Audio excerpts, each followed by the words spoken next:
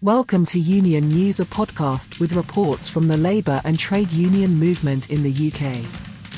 This week, workers strike and protest in Ulster, London Underground drivers to join strikes on Budget Day, UK workers lost £26 billion in unpaid overtime last year, thousands march for peace in London, RMT members reignite trade unionism in Britain, says Mick Lynch at Young Members Conference, and TUC warns energy bills will eat up a tenth of UK workers' salary from April.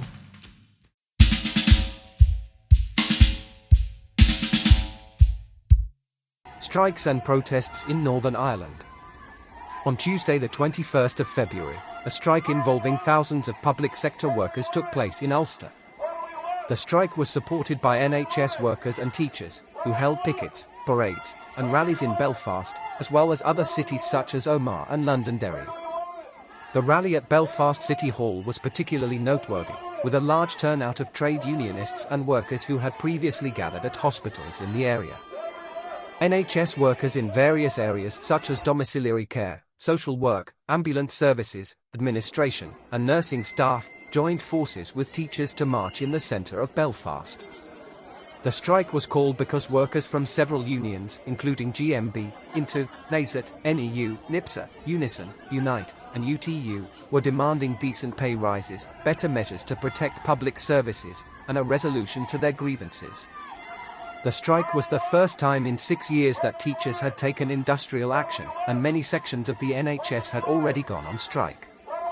However, no settlement is currently in sight, and all the unions have promised to intensify their campaigns to protect public services in Ulster. As a result, coordinated industrial action in the future seems likely.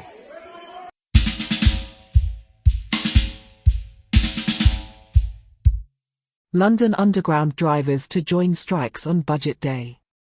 London Underground drivers in the ASLEF union have announced they will go on strike on the 15th of March, the same day as over 250,000 teachers and up to 100,000 civil service workers across England and Wales. The RMT, another transport union, may also call for tube strikes. The ASLEF decision rejects the argument that multiple strikes will interfere with education union rallies. ASLEF tube drivers had voted 99% in favour of strikes on a 77% turnout. The strike is in response to bosses' attempts to change working arrangements and pensions without agreement. The RMT has live strike mandates on the Elizabeth line and at train operating companies and Network Rail for mid-March, which may join the tube strike.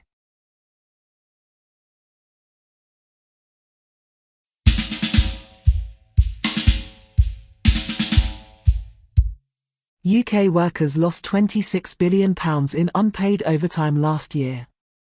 UK Work and Pensions Secretary Therese Coffey has come under fire for suggesting that people facing cuts to universal credit should work some more hours to get upskilled, to get a higher income. Coffey made the comment ahead of the publication of a TUC report that revealed that unpaid overtime cost workers £26 billion in lost wages last year. The report found that 3.5 million people lost more than £7,000 a year through unpaid overtime, with teachers the worst affected. The TUC also highlighted government plans to scrap workers' rights legislation introduced to match EU legislation.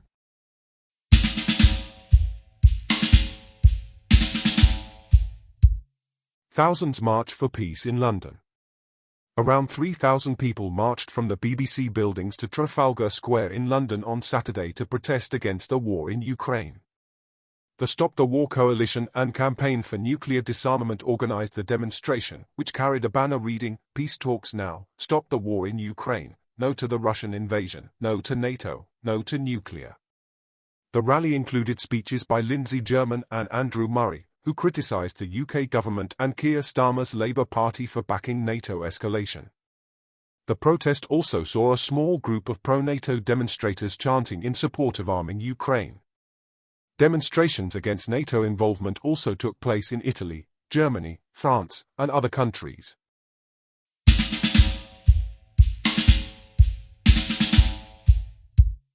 RMT members reignite trade unionism in Britain, says Mick Lynch at Young Members Conference. RMT General Secretary, Mick Lynch, opened the union's two-day Young Members Conference in Hastings, stating that RMT members have helped to revive trade unionism in Britain. Lynch spoke about the union's ongoing national rail dispute over jobs, pay, and conditions, but noted that RMT has already won by putting bigger ideas back on the table, such as wealth redistribution and renationalisation of key industries. He accused the media, ruling class, and opinion formers of being against the union as it opposes the consensus in society. Lynch also criticised Labour leader Sir Keir Starmer's unveiling of 5 missions this week, which were criticised as vapid by grassroots group Momentum.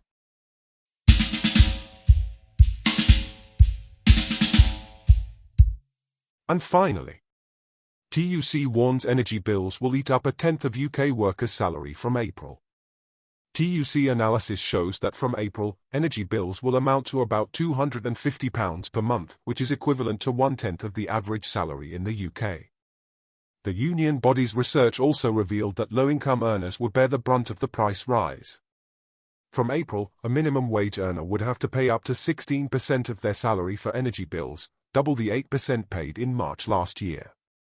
Although experts predict that Ofgem will reduce the price cap on energy bills, Cornwall Insight analysts have stated that households will still have to pay around 20% more in bills each year. The TUC is calling for a windfall tax on oil and gas suppliers, higher wages, and a public energy company to lower household bills. Thanks for listening to Union News. If you liked this episode, please consider listening regularly on Spotify, Alexa, or our YouTube channel.